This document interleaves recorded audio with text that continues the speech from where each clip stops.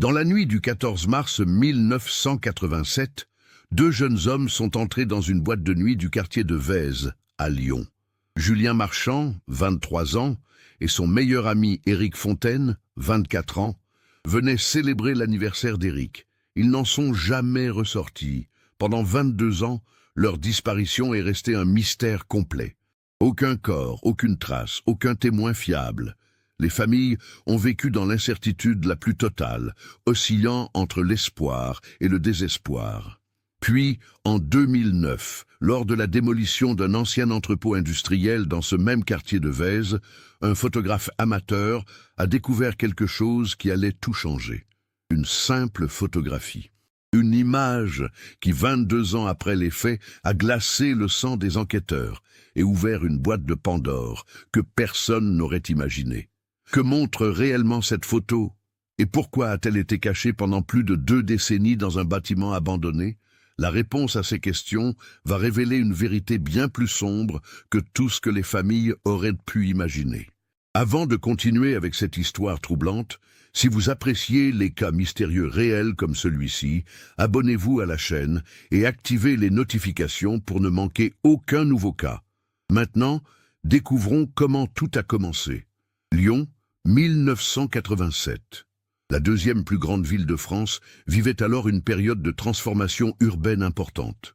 Le quartier de Vaise, situé dans le 9e arrondissement, au nord-ouest de la ville, était en pleine mutation. Autrefois zone industrielle dominée par les usines textiles et les ateliers mécaniques, Vaise voyait peu à peu ses anciennes structures céder la place à de nouveaux projets résidentiels. Mais en cette année 1987, le quartier conservait encore son caractère ouvrier, avec ses immeubles de pierre grise, ses ruelles étroites et ses nombreux entrepôts désaffectés qui témoignaient d'un passé industriel révolu.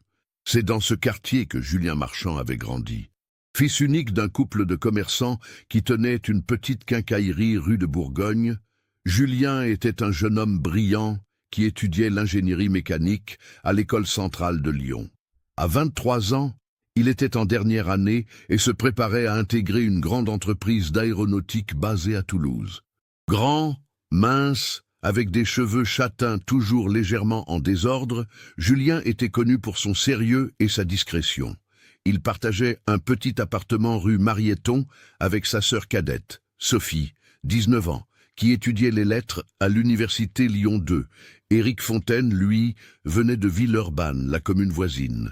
Technicienne en électronique dans une entreprise de maintenance industrielle, Éric avait rencontré Julien au lycée technique de la Martinière. Malgré leurs parcours différents après le baccalauréat, leur amitié était restée solide. Éric, plus extraverti que Julien, aimait la vie nocturne lyonnaise. De taille moyenne, les cheveux noirs et bouclés, avec un sourire communicatif, il était celui qui entraînait souvent son ami plus réservé dans des sorties. Il vivait encore chez ses parents, dans un appartement de la rue Léon Blum, et économisait pour acheter sa propre voiture. Les deux amis se retrouvaient régulièrement, généralement le vendredi soir après le travail d'Éric. Ils fréquentaient quelques cafés du quartier, jouaient parfois au billard dans un bar de la rue Saint-Pierre-de-Vaise, et de temps en temps, pour les occasions spéciales, ils allaient danser dans l'une des boîtes de nuit qui commençaient à s'implanter dans le quartier. L'une d'elles, située dans un ancien entrepôt réaménagé de la rue de la Claire, s'appelait le Phénix.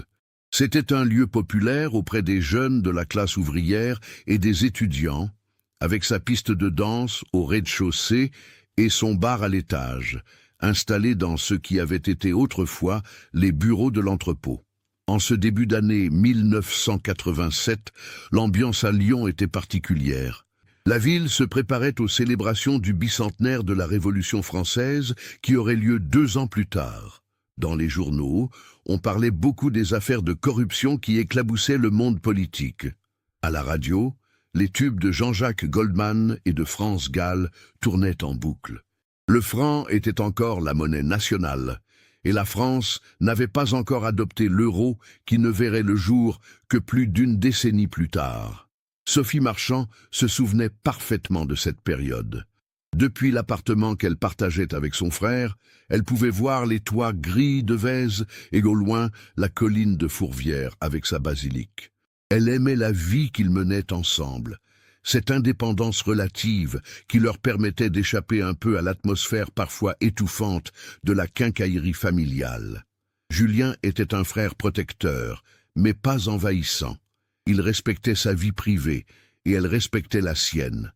Ils partageaient les tâches ménagères, les courses, et passaient leurs soirées à étudier chacun de leur côté, parfois en écoutant de la musique. Le vendredi 13 mars 1987, Julien était rentré de l'école vers 18h. Sophie préparait le dîner dans leur petite cuisine quand il lui avait annoncé qu'il sortirait le lendemain soir avec Éric pour fêter son anniversaire. Éric allait avoir 25 ans le 14 mars. Rien d'inhabituel, Julien sortait régulièrement avec son ami. Sophie ne s'était pas inquiétée. Le samedi 14 mars, la journée s'était déroulée normalement. Julien avait travaillé sur un projet d'études toute la matinée, puis était allé déjeuner chez ses parents. Sophie, elle, avait passé l'après-midi à la bibliothèque universitaire. Quand elle était rentrée vers 17h, Julien était là, installé dans le salon, en train de lire un magazine technique. Ils avaient discuté quelques minutes. Il lui avait dit qu'il retrouverait Éric vers 20h30 devant le Phénix, qu'il dînerait probablement dans un kebab du quartier avant d'entrer en boîte, et qu'il rentrerait sans doute tard, peut-être vers 3 ou 4 heures du matin. À 20h15, Julien s'était changé. Il portait un jean Levi's, un pull bleu marine et sa veste en cuir marron, celle que leur père lui avait offerte pour Noël. Il avait pris son portefeuille, ses clés, et environ 200 francs en liquide. Sophie se souvenait de ce détail parce qu'elle l'avait taquiné en lui disant que c'était beaucoup pour une simple soirée. Il avait ri et répondu qu'Éric lui devait de l'argent et qu'il comptait se le faire rembourser ce soir-là. Puis, il était parti, laissant derrière lui une légère odeur d'aftershave. C'était la dernière fois que Sophie voyait son frère. Éric Fontaine avait quitté l'appartement familial de Villeurbanne vers 20h. Sa mère, Martine Fontaine, femme de ménage dans un hôpital, se souvenait qu'il portait un blouson noir en simili-cuir et un jean délavé. Il avait embrassé ses parents, remercié sa mère pour le gâteau d'anniversaire qu'elle avait préparé l'après-midi même, et était parti prendre le bus numéro 27 qui le conduisait jusqu'à Vèze. Lui aussi avait pris de l'argent liquide, environ 150 francs, selon ce que sa mère avait pu reconstituer plus tard en vérifiant sa tirelire. Les deux amis s'étaient retrouvés comme prévu devant le Phénix vers 20h30. Un témoin, le propriétaire d'un café voisin qui fermait sa terrasse à ce moment-là, les avait aperçus en train de discuter sur le trottoir. Ils semblaient de bonne humeur, normaux. Vers 20h45, ils étaient entrés dans un petit restaurant turc de la rue de la Claire. Le gérant du restaurant, interrogé plus tard, se souvenait vaguement de 2 jeunes clients ce soir-là, mais sans pouvoir affirmer avec certitude que c'était eux. Ils servaient des dizaines de personnes chaque soir de week-end. Vers 22h, Julien et Éric étaient arrivés devant le Phénix. La boîte de nuit ouvrait à 22h le samedi et une petite file d'attente s'était déjà formée.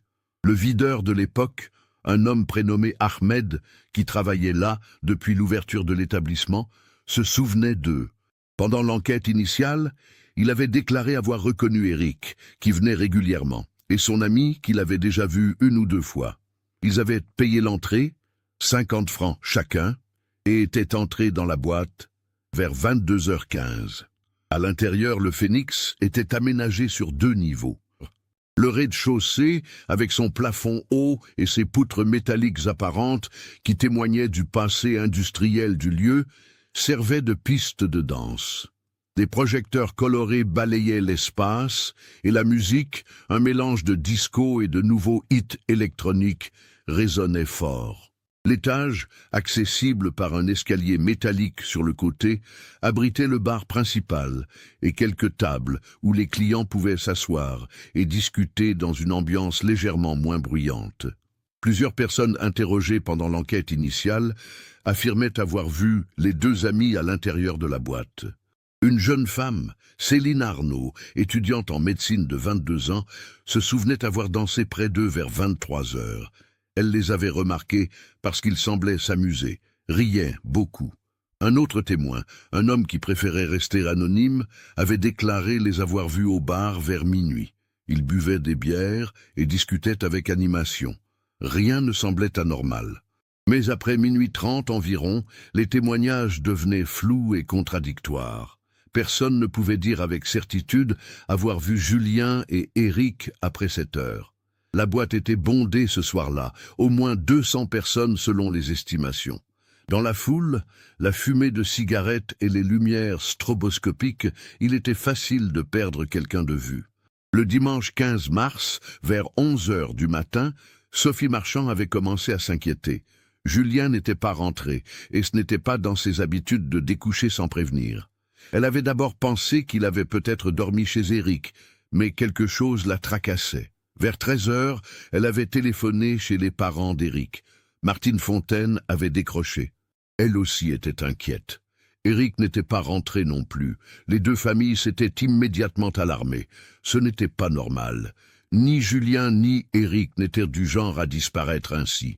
Sophie et Martine Fontaine s'étaient mises d'accord pour attendre encore quelques heures avant d'alerter la police. Peut-être y avait-il une explication simple. Peut-être avait-il rencontré des amis et prolongé la soirée ailleurs, mais à 18 heures, comme aucun des deux jeunes hommes n'avait donné signe de vie, les familles s'étaient rendues au commissariat du 9e arrondissement, rue de Bourgogne. L'inspecteur de permanence ce dimanche-là était Laurent Durand, un homme d'une quarantaine d'années, cheveux grisonnants, qui travaillait à la police judiciaire lyonnaise depuis 15 ans. Il avait écouté attentivement les familles. 2 jeunes hommes disparus après une soirée en boîte de nuit.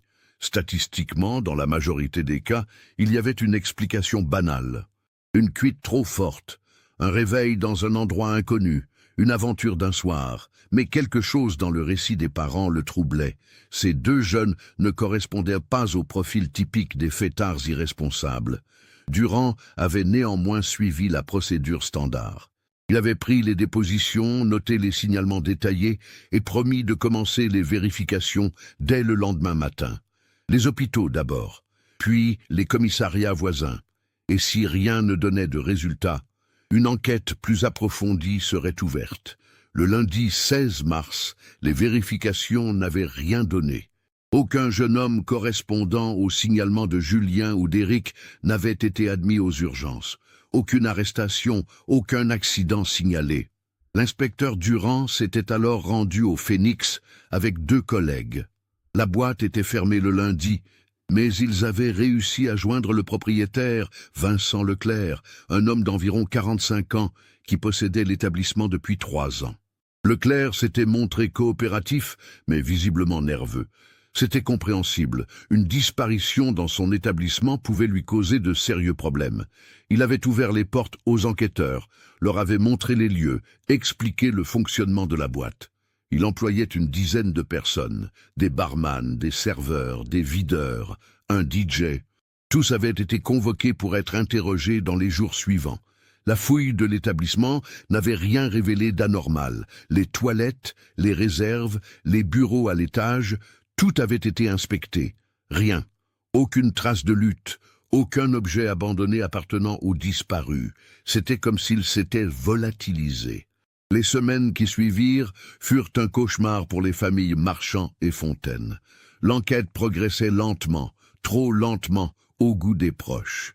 L'inspecteur Durand et son équipe avaient interrogé des dizaines de personnes qui étaient présentes au Phénix ce soir-là. La liste des clients avait été établie grâce au paiement par carte bancaire et aux témoignages recueillis. Mais beaucoup de gens payaient en liquide et restaient impossibles à identifier. Les témoignages étaient frustramment vagues. Oui, plusieurs personnes se souvenaient avoir vu 2 jeunes hommes correspondant au signalement.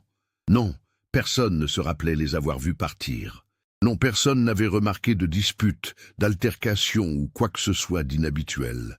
La soirée s'était déroulée normalement, comme n'importe quel samedi soir au Phénix. Une piste avait brièvement émergé quand un témoin avait affirmé avoir vu 2 jeunes hommes monter dans une voiture garée rue de la Claire vers 1 heure du matin. Mais la description était si imprécise, une voiture sombre, peut-être une Renault ou une Peugeot, qu'elle n'avait mené nulle part. De plus, le témoin, interrogé plusieurs fois, avait fini par admettre qu'il n'était pas certain de la date exacte. C'était peut-être le samedi précédent ou celui d'avant. Les parents de Julien, les marchands, avaient affiché des annonces dans tout Lyon. Des photocopies avec les photos de leur fils et d'Éric, un numéro de téléphone à contacter. Ces affichettes avaient fleuri sur les murs du quartier de Vaise, dans le métro, sur les panneaux des universités. Sophie passait ses journées à distribuer des tracts, à interroger les gens dans la rue, à espérer qu'un détail, un souvenir, une information émergue eux. La mère d'Éric, Martine, avait pris un congé de son travail à l'hôpital. Elle ne dormait plus, ne mangeait presque plus.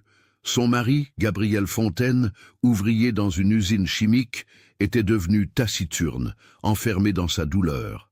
Leur fils unique avait disparu sans laisser de traces. 25 ans à peine, toute une vie devant lui.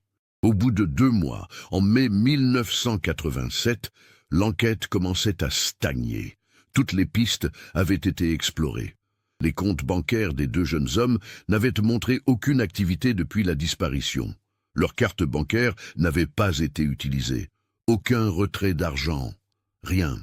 Les chemins de fer et les aéroports avaient été alertés, mais aucun voyageur correspondant à leur signalement n'avait été repéré.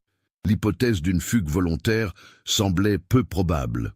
Julien était sur le point de terminer ses études avec excellence. Éric avait un travail stable qu'il appréciait. Aucun des deux n'avait de dettes importantes, de problèmes sentimentaux connus ou de raisons apparentes de vouloir disparaître. Leurs proches étaient formels. Ils n'avaient manifesté aucun signe de dépression ou de mal-être. Restait l'hypothèse criminelle. Mais sans corps, sans scène de crime, sans mobile apparent, l'enquête piétinait. L'inspecteur Durand n'abandonnait pas, mais il devait aussi gérer d'autres affaires. Progressivement, malgré lui, le dossier de Julien Marchand et Éric Fontaine était passé au second plan. En 1988, 1 an après la disparition, une cérémonie commémorative avait été organisée par les familles. Pas des funérailles, car il n'y avait pas de corps, mais un moment de recueillement. Les parents, les amis, les camarades d'école et de travail s'étaient rassemblés dans une église de Vaise. Sophie avait lu un texte qu'elle avait écrit pour son frère, les larmes coulant sur ses joues. Martine Fontaine n'avait pas pu parler, trop submergée par l'émotion. Les années passèrent. Sophie Marchand termina ses études de lettres et devint professeure de français dans un collège de Lyon. Elle ne quitta jamais vraiment Vaise, comme si rester proche de l'endroit où son frère avait disparu pouvait la maintenir connectée à lui d'une certaine manière. Elle se maria en 1993, eut 2 enfants, mais jamais l'absence de Julien ne s'effaça. À chaque anniversaire, à chaque Noël, la chaise vide était là, invisible mais omniprésente. Les parents Marchand vieillirent rapidement. La quincaillerie familiale ferma en 1995, la concurrence des grandes surfaces ayant eu raison du petit commerce. Le père de Julien mourut en 2003 d'une crise cardiaque. Sa mère le suivit 2 ans plus tard, emportée par un cancer. Sophie était convaincue que le chagrin avait accéléré leur déclin. Mourir sans savoir ce qui était arrivé à leur fils les avait détruits de l'intérieur. Chez les Fontaine, la situation n'était guère meilleure. Martine avait développé une dépression chronique qui nécessitait un traitement médicamenteux permanent. Gabriel s'était réfugié dans l'alcool pendant plusieurs années, avant de parvenir difficilement à s'en sortir avec l'aide d'un groupe de soutien. Le couple avait survécu, mais leur vie n'était plus qu'une succession de jours vécus dans l'attente d'une réponse qui ne venait jamais. Le Phénix avait fermé ses portes en 1994. Pas à cause de la disparition directement, mais les rumeurs et la mauvaise réputation qui s'étaient attachées à l'endroit avaient fini par faire fuir la clientèle. Vincent Leclerc avait vendu le bâtiment à une société immobilière et quitté Lyon. L'ancien entrepôt était resté vide pendant des années, ses fenêtres murées, ses murs couverts de graffitis. Le quartier de Vaise, lui, continuait sa transformation. De nouvelles résidences sortaient de terre. Le métro avait été prolongé jusqu'au quartier en 2000. Les anciens entrepôts industriels disparaissaient un à un, remplacés par des immeubles modernes. La gentrification changeait le visage de ce coin de Lyon qui avait été si longtemps ouvrier et modeste. En 2008, la municipalité de Lyon avait lancé un grand projet de rénovation urbaine pour le secteur de la rue de la Claire. Plusieurs bâtiments abandonnés devaient être démolis pour faire place à un ensemble résidentiel avec espace vert. L'ancien Phénix figurait sur la liste des structures à détruire. Arnaud Delvaux était un photographe amateur de 38 ans qui vivait à Villeurbanne. Passionné par l'urbex, l'exploration urbaine des lieux abandonnés, il documentait depuis plusieurs années la disparition du vieux Lyon industriel. Ses photographies, qu'il publiait sur un blog internet et exposait occasionnellement dans de petites galeries, capturaient la beauté mélancolique de ces espaces délaissés, usines désaffectées, entrepôts vides, bâtiments promis à la démolition. En mars 2009, Arnaud avait appris que l'ancien Phénix allait être démoli dans les semaines à venir. Il connaissait l'histoire de la disparition des deux jeunes hommes 22 ans plus tôt. Tout le monde dans le quartier connaissait cette histoire, même si les détails s'étaient estompés avec le temps. Pour Arnaud, c'était l'occasion de documenter un lieu chargé d'histoire avant qu'il ne disparaisse à jamais. Le samedi 28 mars 2009, vers 15 heures, Arnaud s'était rendu rue de la Claire avec son appareil photo numérique et une lampe torche. Le bâtiment n'était plus surveillé. Les panneaux propriété privée, défense d'entrée, étaient là. Mais la porte latérale était entr'ouverte, probablement forcée par d'autres explorateurs urbains ou des sans-abri cherchant un refuge. Arnaud était entré.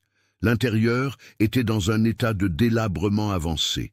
Le rez-de-chaussée, l'ancienne piste de danse, était jonché de débris. Des bouteilles vides, des morceaux de plâtre tombés du plafond, des tags couvrant les murs. Les poutres métalliques étaient rouillées. L'escalier qui menait à l'étage grinçait dangereusement sous les pas. Arnaud avait pris plusieurs photos du rez-de-chaussée sous différents angles, capturant les jeux de lumière qui filtraient à travers les planches clouées aux fenêtres. Puis, il était monté à l'étage. L'ancien bar était toujours là, un long comptoir de bois abîmé.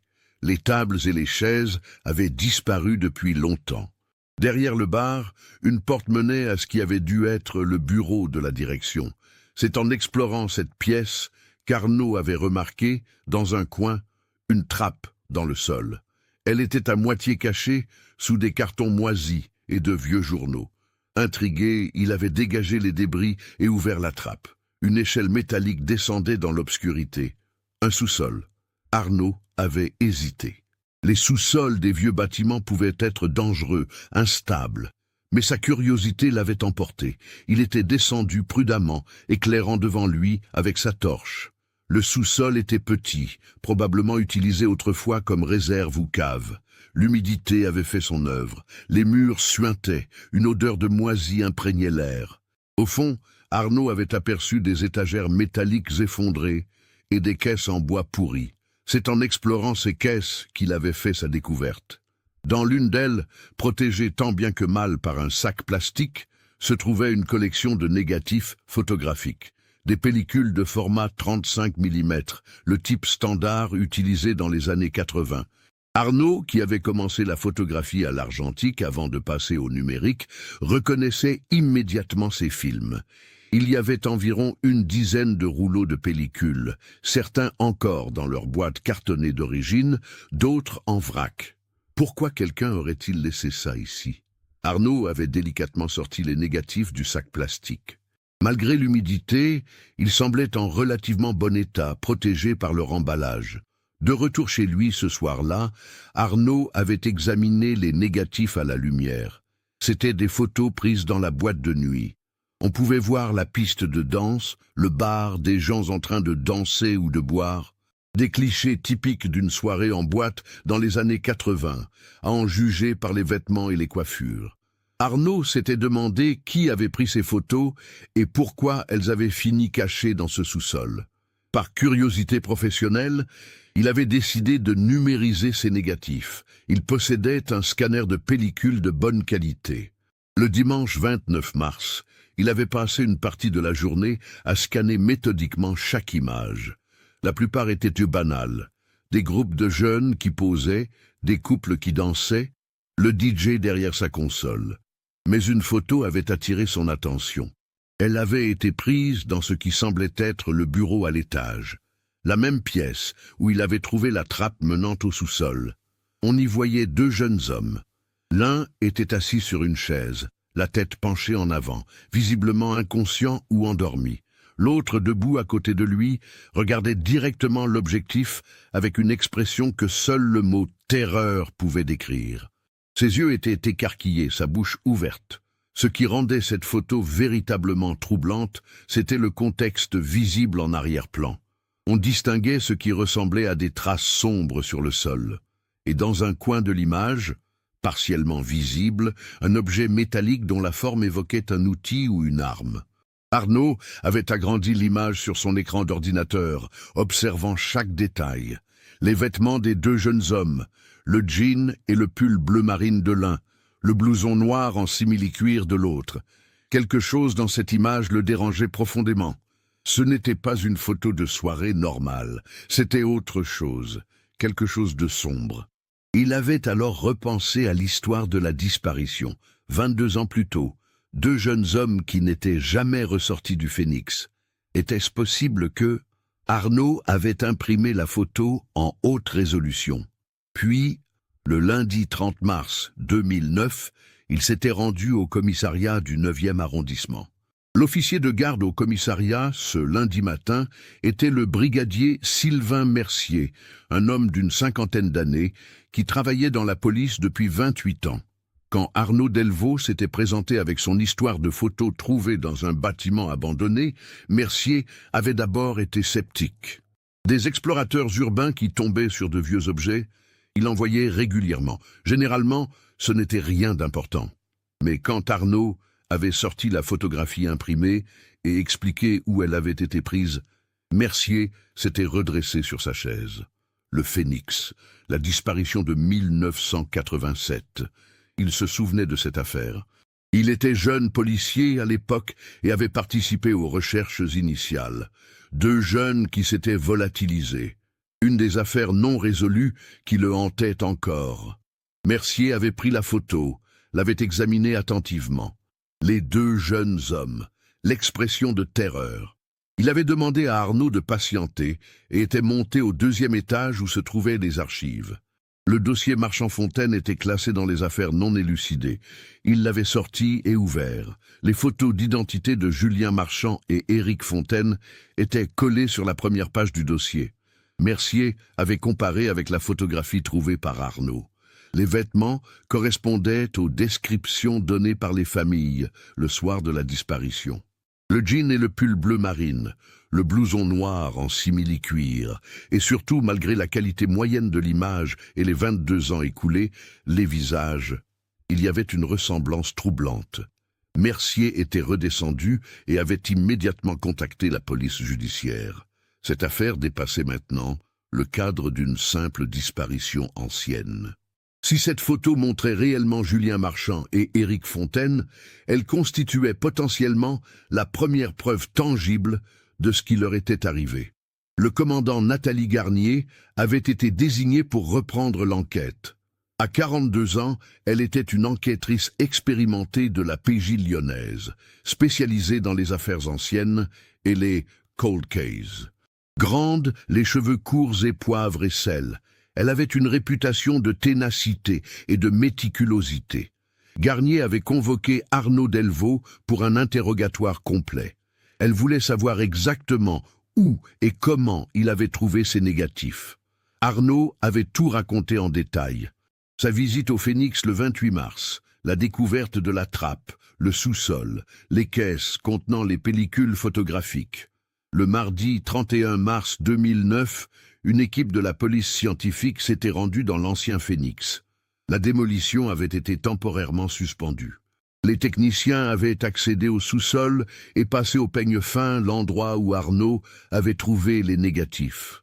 D'autres pellicules photos avaient été découvertes, ainsi que plusieurs objets qui avaient été prélevés pour analyse.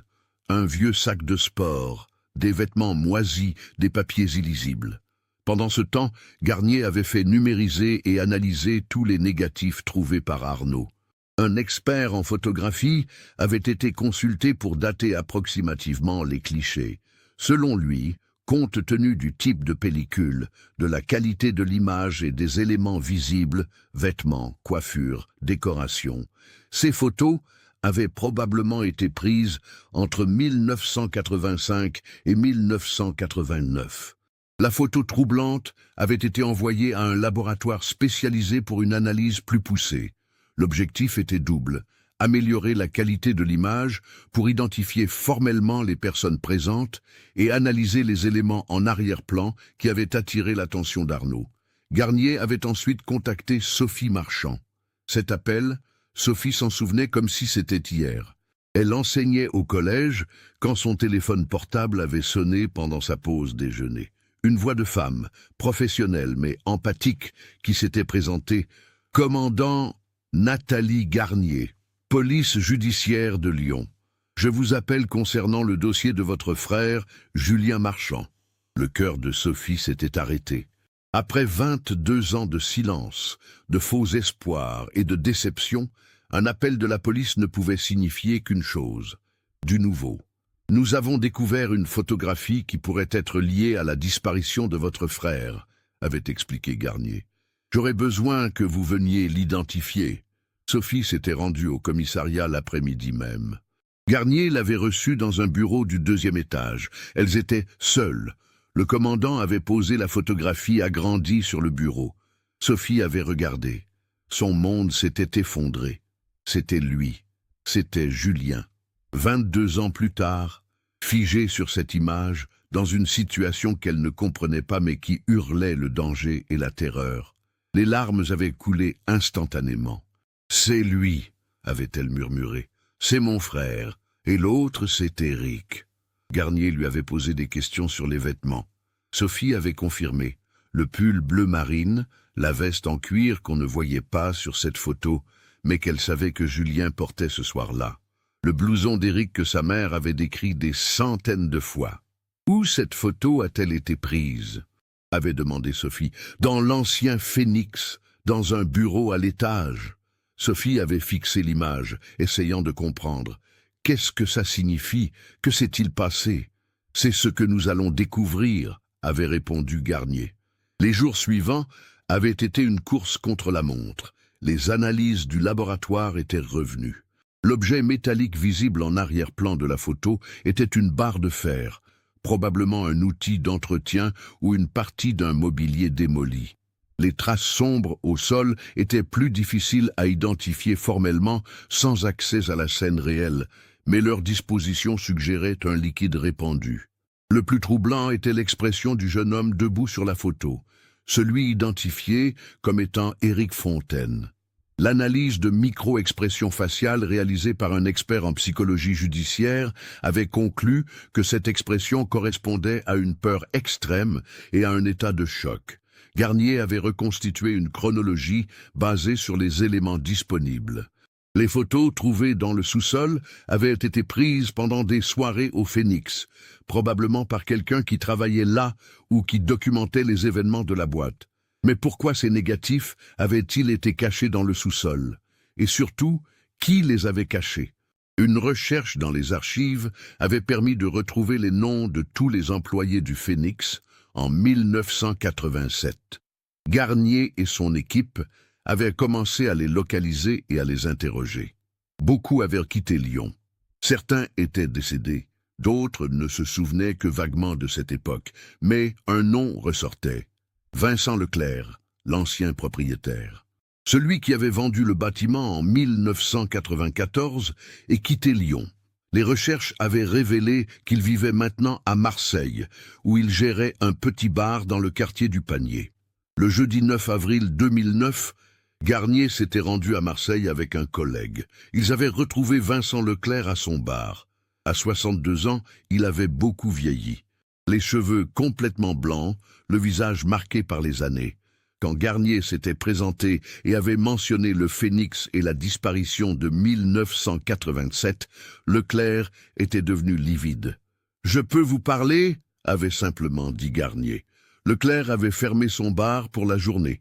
Il s'était installé à une table au fond de la salle. Garnier avait sorti la photographie. Leclerc l'avait regardée longuement. Sa main tremblait légèrement. « Vous savez quelque chose sur cette photo ?» avait demandé Garnier. Un long silence. Puis Leclerc avait parlé. « Je savais qu'un jour, quelqu'un viendrait. 22 ans. J'ai vécu avec ça pendant 22 ans. » Vincent Leclerc avait commencé à raconter. Sa voix était basse, hésitante au début, puis de plus en plus assurée, comme si le fait de parler après tant d'années de silence libérait un poids écrasant. En 1987, le Phénix marchait bien, mais Vincent avait un problème. Il aimait jouer. Le poker, les courses de chevaux, les paris sportifs. Il avait accumulé des dettes importantes, environ 150 000 francs, auprès de gens peu recommandables. Des prêteurs qui ne plaisantaient pas avec les remboursements. Julien Marchand, le jeune étudiant en ingénierie, venait régulièrement au Phénix depuis environ 6 mois. Vincent l'avait remarqué parce que Julien était différent des clients habituels, posé, intelligent, poli. Ils avaient commencé à discuter lors de soirées plus calmes. Vincent avait appris que Julien était brillant, qu'il réussissait ses études, qu'il avait de l'argent de côté grâce à des petits boulots d'été et à une bourse d'études. Une idée s'était formée dans l'esprit de Vincent, une idée désespérée. Il avait besoin d'argent rapidement. Julien semblait avoir une famille stable. Peut-être pourrait-il lui emprunter. Pas beaucoup, juste de quoi calmer ses créanciers le temps qu'il se retourne. Début mars 1987, Vincent avait abordé le sujet avec Julien. Celui-ci, gêné mais compatissant, avait expliqué qu'il avait effectivement économisé environ 15 000 francs, mais que c'était pour son installation à Toulouse après l'obtention de son diplôme. Il ne pouvait pas prêter une telle somme. Vincent avait insisté. Il était désespéré. Il avait promis de rembourser avec intérêt dans les 6 mois. Julien avait finalement accepté de prêter 10 000 francs, à condition que Vincent signe une reconnaissance de dette et respecte un échéancier de remboursement.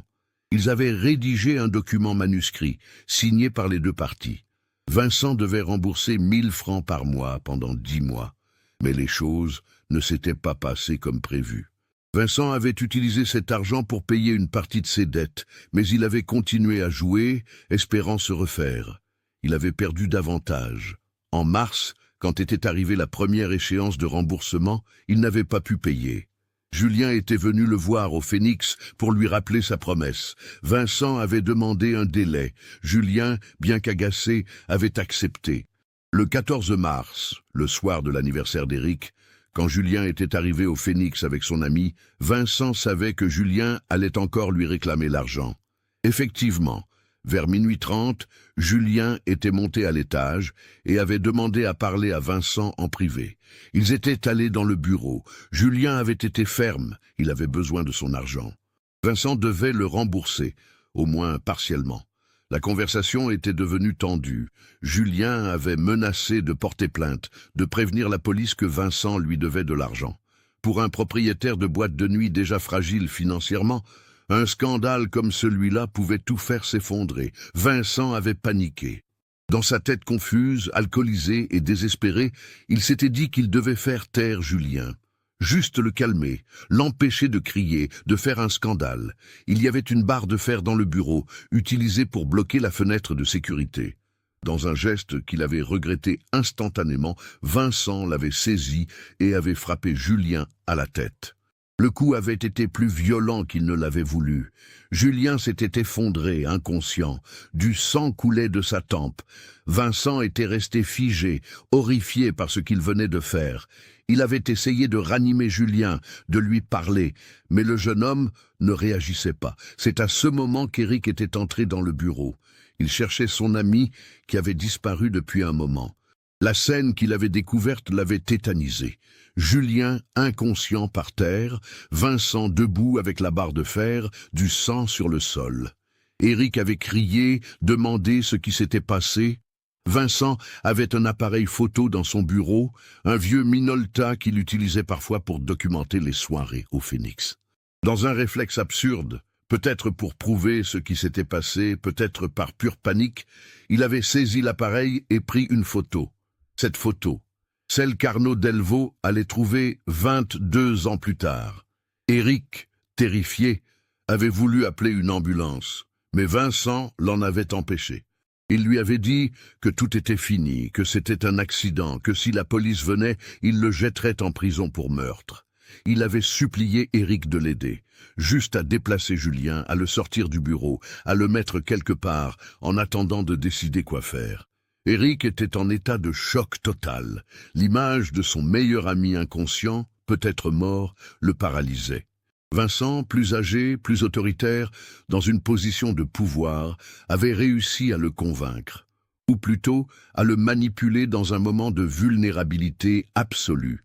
Ils avaient transporté Julien dans le sous-sol par la trappe du bureau. C'était tard, la musique était forte en bas, personne ne les avait vus. Dans le sous-sol, Vincent avait vérifié le pouls de Julien. Il n'y en avait pas. Le jeune homme était mort. Le coup à la tête avait été fatal.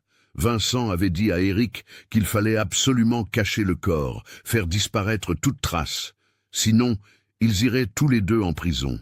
Éric pour complicité.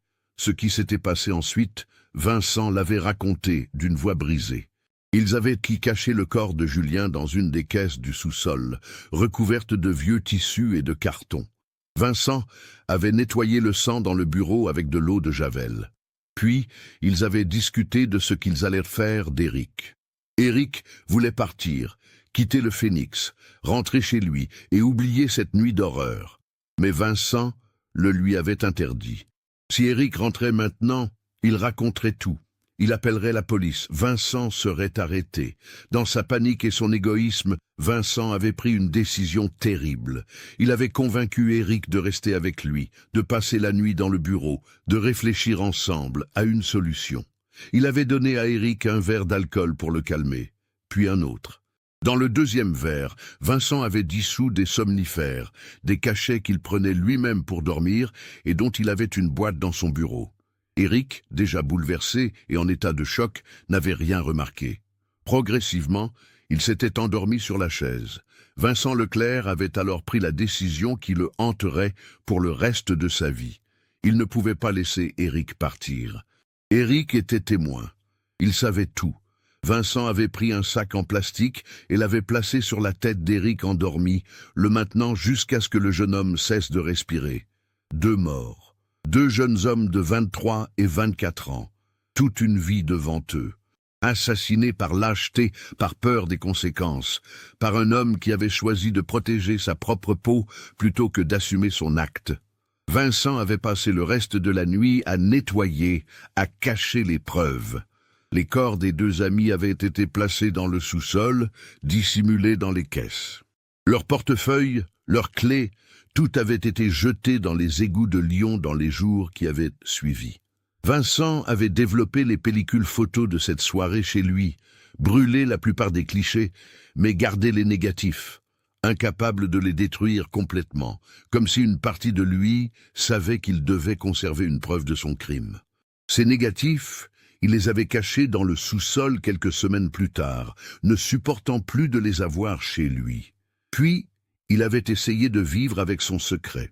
Quand la police était venue enquêter, Vincent avait menti. Il avait affirmé n'avoir rien vu d'anormal ce soir-là. Oui, il connaissait Julien Marchand, c'était un client régulier. Non, il n'avait pas remarqué de dispute ou de problème. Personne n'avait soupçonné le propriétaire respecté de la boîte. En 1994, quand il avait vendu le Phoenix, Vincent avait pensé laisser le passé derrière lui. Les corps étaient toujours dans le sous-sol, murés derrière de faux murs qu'il avait construits lui-même. Il était parti à Marseille, avait essayé de recommencer une vie normale. Mais les fantômes ne l'avaient jamais quitté. Le récit de Vincent Leclerc avait duré plus de 3 heures. Le commandant Garnier avait enregistré chaque mot. Quand il avait terminé, Vincent avait pleuré.